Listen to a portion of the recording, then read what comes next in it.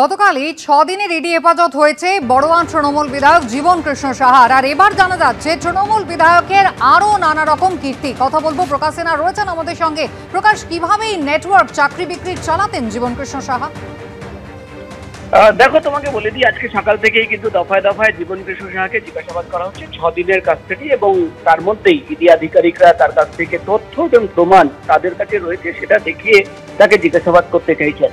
এবং তোমাকে বলে দিই, ইডি আধিকারিকরা যেটা দাবি করছেন যে তদন্ত করতে গিয়ে তারা যেটা জানতে পেরেছেন যে জীবন কৃষ্ণ সাহা বিধায়ক হওয়ার আগে থেকেই কিন্তু চাকরি বিক্রির যে নেটওয়ার্ক, সেই নেটওয়ার্কে এজেন্ট হিসেবে কাজ করতেন। অর্থাৎ আগে এজেন্ট ছিলেন এবং বিধায়ক হওয়ার পর তিনি এজেন্টদের একটা নিজের টিম বানিয়েছিলেন। তার মধ্যে 10-12 জন এজেন্টরা রয়েছে যারা কিন্তু চাকরি বিক্রির নামে টাকা তুলত। অর্থাৎ বিধায়ক হওয়ার আগে নিজেই এজেন্ট এবং বিধায়ক হওয়ার পর এজেন্টদের টিম বানিয়ে সেই টিমটাকে নেতৃত্ব দিচ্ছিলেন। পাশাপাশি যেটা ইডি আধিকারিকরা জানাচ্ছেন, এই 10-12 জনের যে টিমের সদস্যরা ছিল, এজেন্টরা, তাদের সঙ্গে কথা বলা হচ্ছে, তাদের সমস্ত তথ্য যাচাই করা হচ্ছে।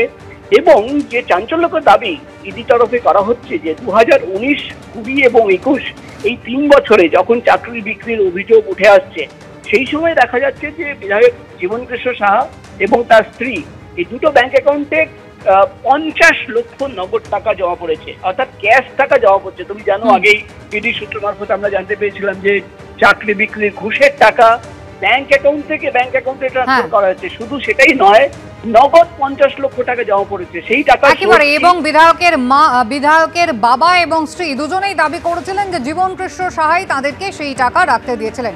প্রকাশ, ধন্যবাদ।